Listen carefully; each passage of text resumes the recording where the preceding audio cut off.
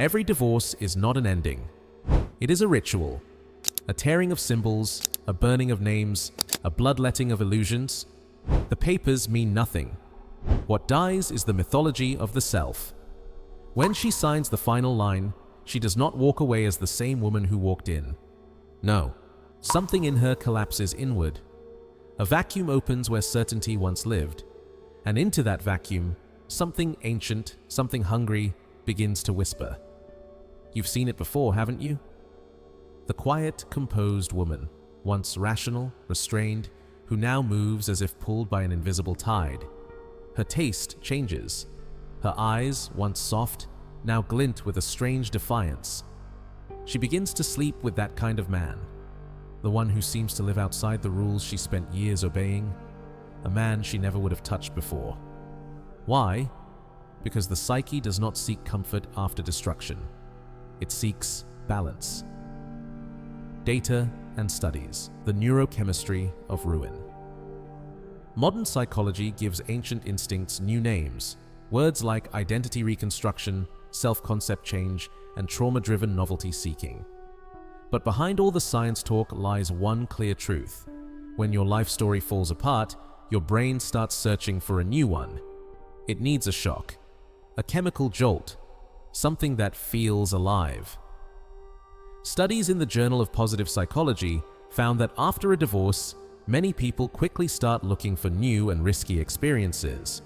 It's not just about dating again or finding comfort, it's about escaping the silence. Years of routine and emotional predictability leave the brain low on dopamine, the chemical of excitement and desire. When that drop happens, the mind rebels. It hungers for intensity, for proof that life hasn't ended with the marriage. So she begins to look for it, not in safety, but in fire. And she finds him, the man who lives on the edge, the one her old life would have never allowed. He doesn't promise forever. He doesn't even pretend to. He makes her feel something real, even if it's dangerous. Her friends call him trouble, but she doesn't listen because deep down she knows the truth. He isn't about romance, he's about rebirth. He represents everything her past life denied: passion, mystery, danger, freedom. He may not be good, kind, or safe, but he is necessary. Because when the mind breaks, it doesn't search for calm, it searches for intensity. And in that intensity, she remembers something she thought she had lost long ago, that she is still alive. Modern case study: the woman at the threshold. She is 41. The papers are signed, the house is divided, the silence permanent. Her marriage didn't explode. It eroded slowly over 12 long years. Not through betrayal, but through absence. Her ex-husband was reliable, careful, polite. He did everything right, except feel. He loved her calm, but never her chaos. He loved her safety, not her storm. For years she played the role, the good wife, the steady partner, the keeper of peace. But peace turned to numbness. She forgot what desire sounded like, what laughter felt like when it came from the body, not the mouth. Now there's someone new. He's 10 years younger. He has tattoos that tell half-truths and eyes that refuse to promise anything. He texts her at midnight. Sometimes he doesn't text at all. He disappears for days, then reappears with stories that smell of smoke, liquor, and bad decisions. When he talks, she listens with both fear and fascination, because his world is alive in ways hers never was. Her friends whisper warnings. He's just a phase. He's using you. He'll hurt you. She doesn't argue. She doesn't defend him. She just smiles, a small, dangerous smile that they don't understand. Because he isn't a phase, he's a portal. Through him, she re-enters her own body, not as something to keep perfect, or safe, or admired, but as something alive. Every touch reminds her that she is still here, flesh, breath, pulse.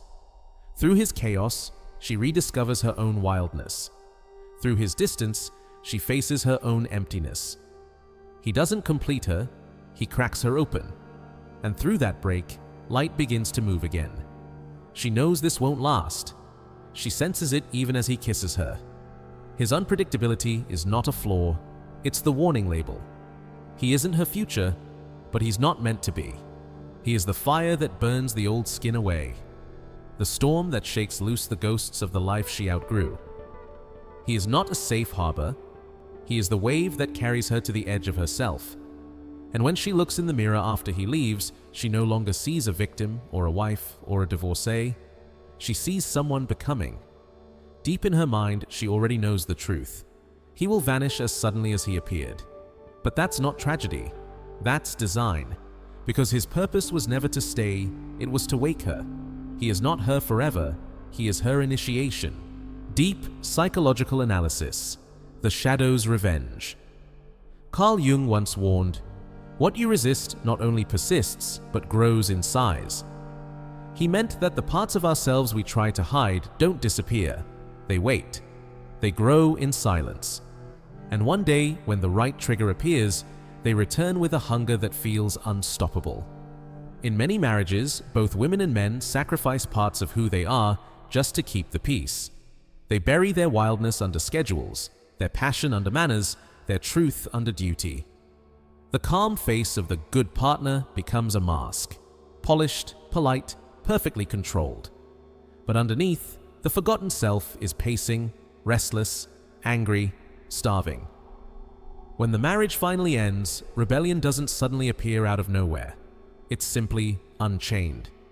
Divorce doesn't create the wildness, it removes the walls that kept it quiet. The human mind is like an ecosystem. It always fights to restore balance. So when the good woman collapses, the one who was careful, patient, selfless, something else must rise to take her place.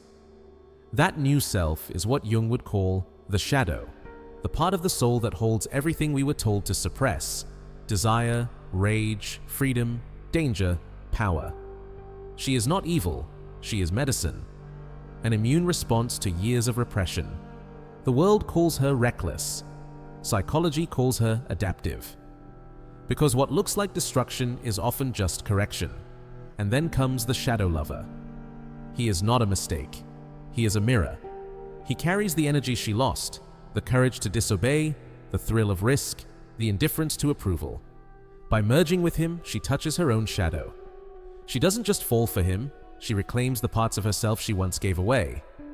It's not romance she's chasing, it's reintegration. It's not love, it's alchemy. Two broken psyches meeting in the fire, burning away everything false until only truth remains. This is how the self is reborn, not through comfort, but through collision. The shadow's revenge is not to destroy her, it's to complete her. Archetypes and models, the triad of post-divorce desire. After the end of a long relationship, the human heart doesn't wander aimlessly, it moves in patterns. Psychologists might call them attachment styles or coping responses, but ancient thinkers would have called them archetypes, the timeless roles that play out again and again in the story of human desire. For the woman standing in the ashes of her old life, three figures often appear on her path. They are not just men, they are mirrors of her inner world, each reflecting a stage of her transformation. The first is the healer. He is gentle, patient, understanding. He listens, asks how she feels, promises to be nothing like the man who hurt her. He offers safety, stability, care. But safety now feels like a cage. After years of emotional numbness, kindness without intensity feels like silence. She appreciates him, but she cannot feel alive with him. Because healing, though good, does not feel like living. The second is the mirror. He is deep, emotional, magnetic, the one who seems to see straight into her. He talks about souls, energy, destiny. She looks at him and feels recognized, as if someone finally understands the storm inside her. She mistakes this reflection for fate, but he is not her ending. He is the middle chapter, the one who teaches her how to face herself. Through him, she begins to understand that love is not about being seen, but about seeing truth. And then comes the shadow lover.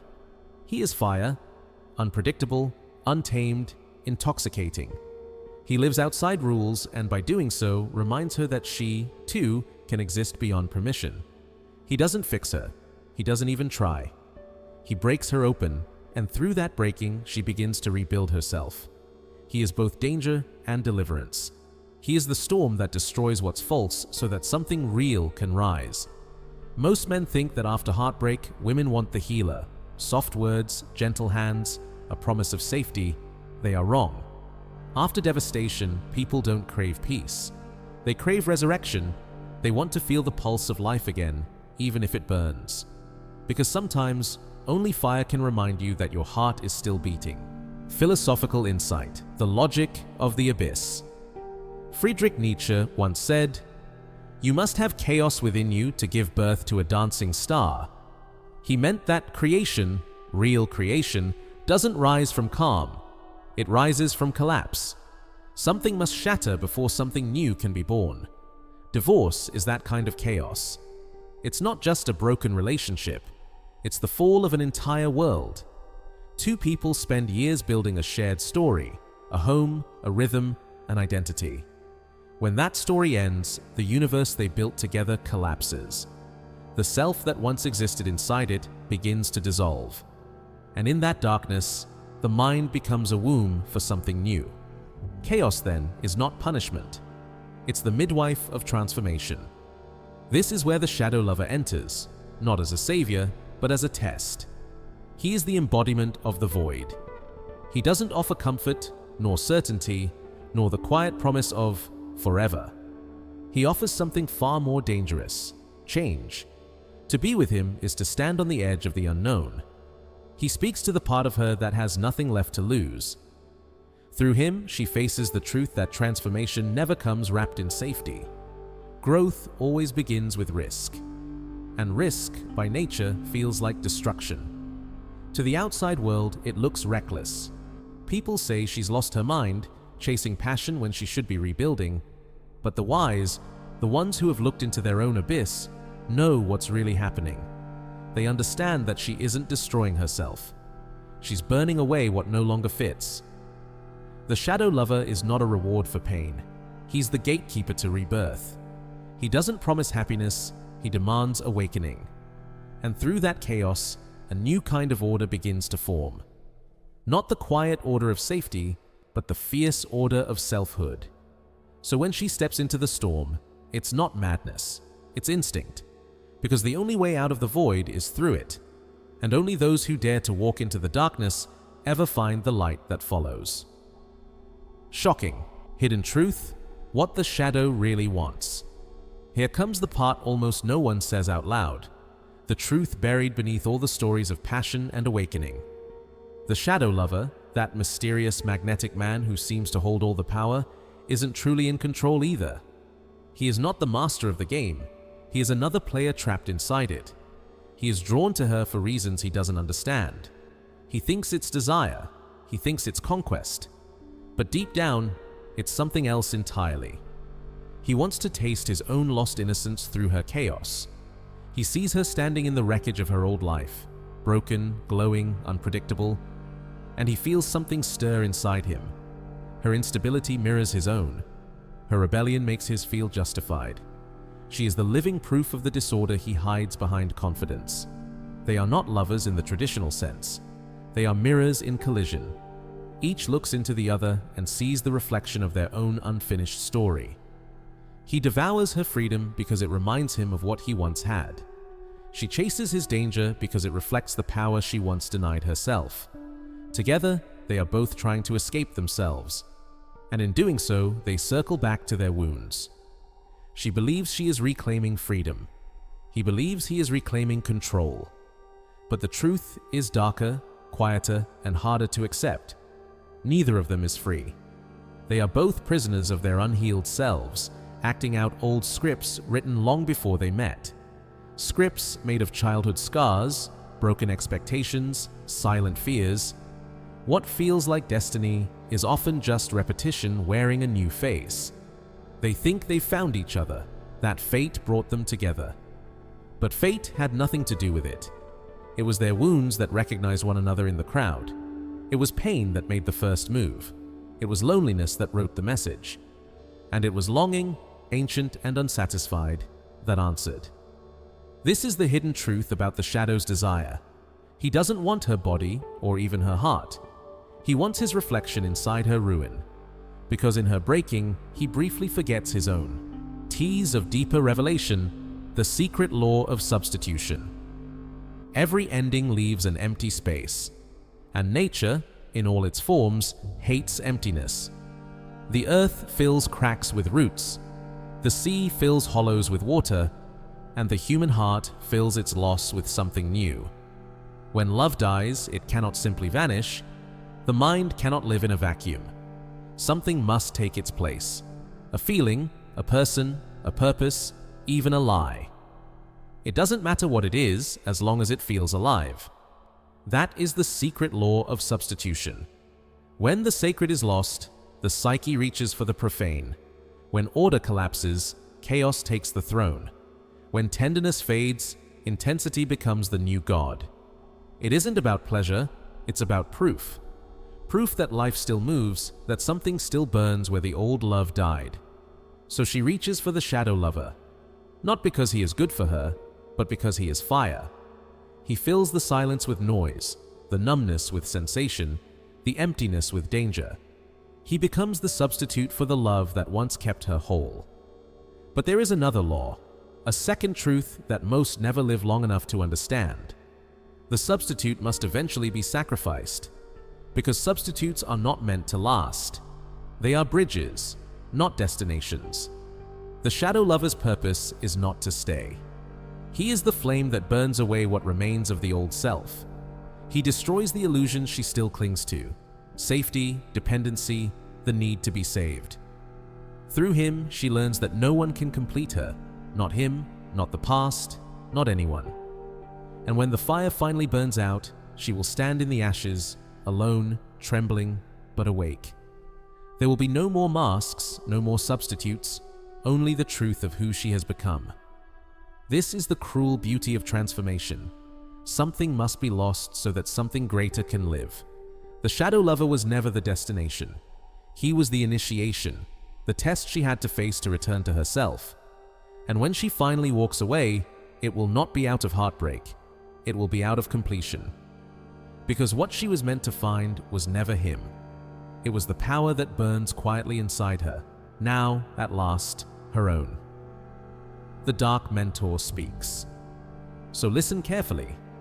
When you see her walking out of the ruins of her old life, her eyes bright with defiance, her movements slower but stronger, her smile touched with mystery, do not judge her. Do not pity her. You are not looking at a broken woman. You are watching a metamorphosis, the rare kind that happens only after everything has been stripped away. She has walked through the fire and come out carrying her own ashes as proof of survival. She has slept beside darkness and returned carrying its light. She has touched the forbidden and found her will again. She has learned that love is not always gentle, and it is not always meant to save. Sometimes, love exists only to destroy the shell that kept you small. Sometimes, it has to break you before you remember who you are. The world will call her reckless. They will say she lost herself. But she didn't lose anything. She shed it. The woman who walked into marriage was one version of her. The woman who walked out of the divorce was another. And the woman who faced the shadow and survived, that one is real.